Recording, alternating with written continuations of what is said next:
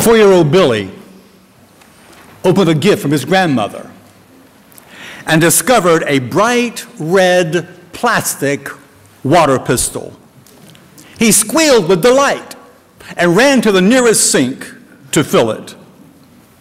Billy's father was not pleased. Provoked, he turned to his own mother and said, "Mother, I am surprised at you. Don't you remember how my brothers and I used to drive you crazy with water pistols?" His mother gave a wicked smile and said, "Yes, I remember very clearly." Christmas memories. Christmas Day, 1948, in West Berlin. It was a cold, lonely city for American soldiers. Behind communist lines, behind a wall of fear and mutual distrust. In the midst of this gloom and bleakness arrived Bob Hope with a troupe of entertainers. Bob Hope began his show saying, "When the plane landed, General Clay came to meet me, shook my hand, and asked for my autograph. What a sneaky way for him to get a new recruit." All the soldiers laughed and cheered. What a drastic change from the gray, monotonous days that generally characterize Berlin this time of year. Near the end of that show, Bob Hope introduced Irving Berlin, an American songwriter.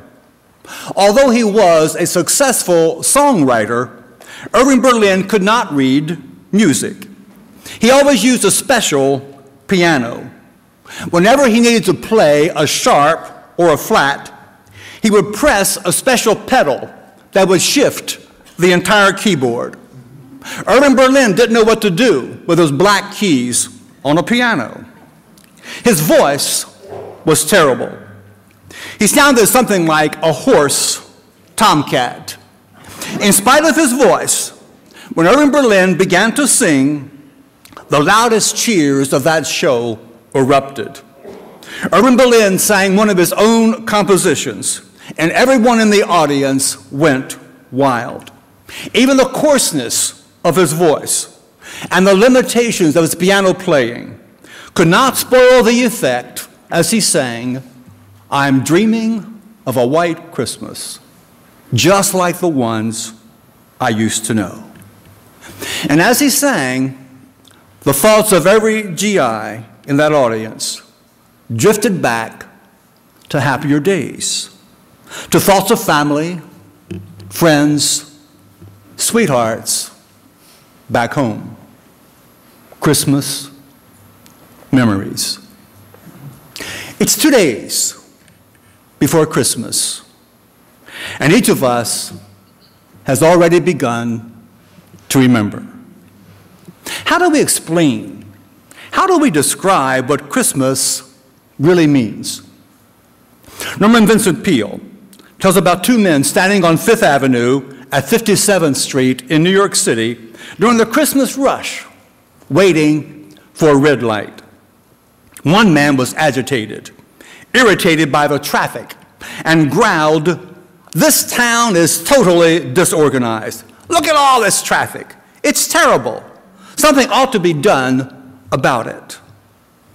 The other man was much more philosophical. Thoughtfully, he said, "You know, it really is astounding. A baby born of peasant parents in a little out-of-the-way place halfway around the world from here. Those parents had no money, no social standing, and yet 2,000 years later, that baby creates a traffic jam on Fifth Avenue, one of the most sophisticated streets in the whole world. It irritates you. Instead, it should fascinate you." Christmas. It is fascinating, isn't it? It can also be rather confusing. Years ago, the cartoon strip Family Circus carried a cartoon which illustrated what happens so often at this special time of year. The cartoon showed a little girl holding her baby brother in her lap, and she's telling him the Christmas story. And her version went like this. Jesus was born just in time for Christmas, up at the North Pole, surrounded by tiny reindeer and the Virgin Mary. Then Santa Claus showed up with lots of toys and stuff and some swaddling clothes. The three wise men and elves all sang carols, while the little drummer boy and Scrooge helped Joseph trim the tree. In the meantime, Frosty the Snowman saw a star. Christmas. It can be confusing. No one fully understands all the theological aspects of how God sent his only Son into the world. Even with limited understanding, we're still fascinated that a baby born in an obscure village, his simple parents no more than refugees, and yet around the world during the special season of the year, millions of people are still being affected because of that birth. What's at the heart of Christmas? What's the very essence of the season you and I love so much? At Christmas, God chose to empty himself. God chose to invade this wondrous world of ours. In that process, God became human just like you and me. And God came to be one of us and to be with us always. It is said that Henry David Thoreau once spent a whole day in Walden Pond standing up to his neck in the water. Thoreau wanted to wanted to see what the world looked like as a frog.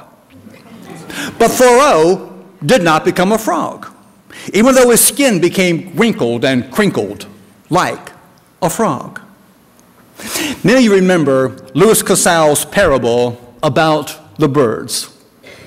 The parable takes place on Christmas Eve. The man's wife and children are getting ready to go to church, but he isn't going to go with them. He told his wife, "I simply can't understand what Christmas is all about. This claim that God became man."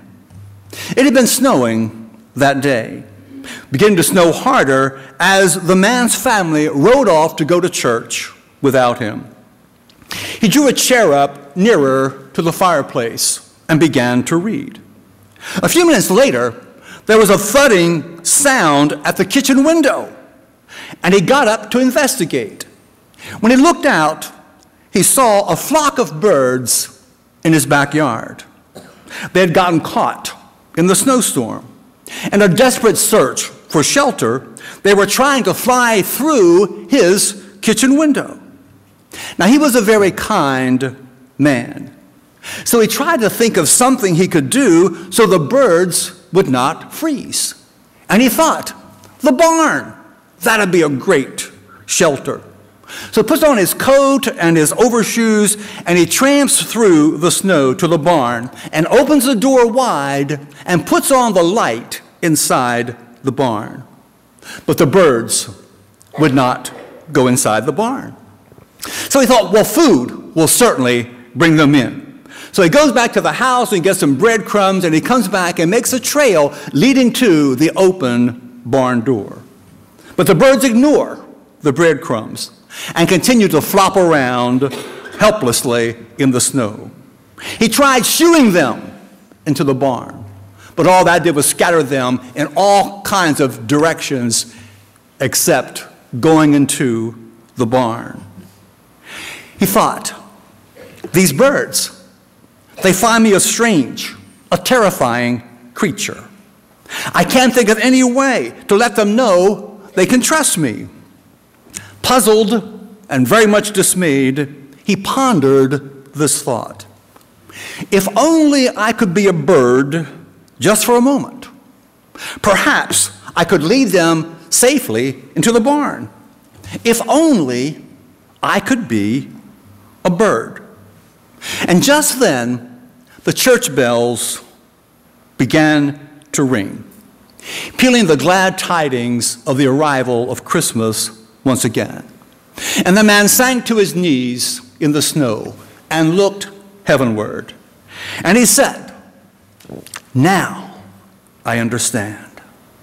Now I see why God had to become man." At Christmas, God became one of us.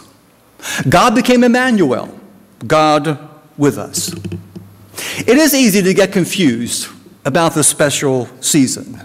There are so many secular trappings surrounding the celebration of the birth of Jesus Christ that we can easily lose track of the real meaning of this marvelous season.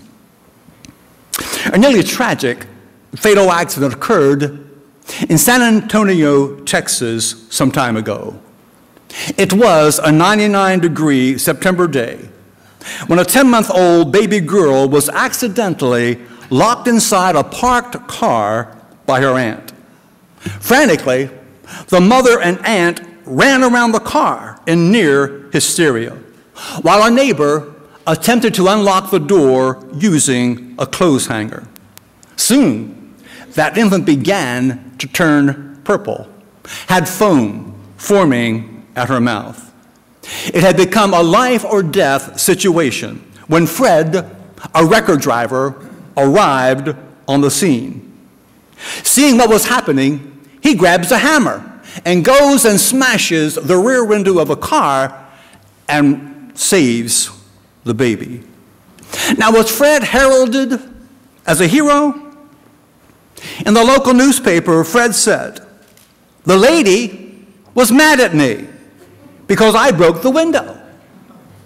I just thought, what's more important, the window or the baby?" Now, it's 2 days before Christmas. We have a lot of celebrating to do yet. What's more important, all the celebration or the infant Jesus himself? If we will open our hearts, the story of Christmas will have a stunning impact in each of our lives. An old story says, an old pioneer was traveling westward across the Great Plains until he came to an abrupt halt at the edge of a Grand Canyon. He gawked at the sight before him, a vast chasm, 1 mile deep, 18 miles across, and more than 100 miles long. So he gasped, "Something must have happened here." Now think about a visitor coming to our earth at this time of year, seeing all the decorations, all the lights, hearing all the special music, seeing all the parades and all the festivities, and eating all those wondrous Christmas cookies. That visitor would say, "Something must have happened here." Something happened at Christmas.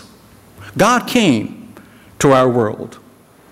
When the shepherds and wise men first saw Jesus, they saw a tiny baby. When John the Baptist and the disciples first saw Jesus, they saw a man. It's through the eyes of faith that we now see Jesus as King of Kings and Lord of Lords. I want us to enjoy all of the Christmas celebrations. Eat plenty of Christmas cookies and fruitcake. Sing joyfully all the Christmas carols. Eagerly unwrap all your presents, and then enjoy your trip back to the mall to make your returns. In the midst of all of this, be sure to remember, God came in the infant Jesus so that we could become his child and live with him eternally, forever. Merry Christmas.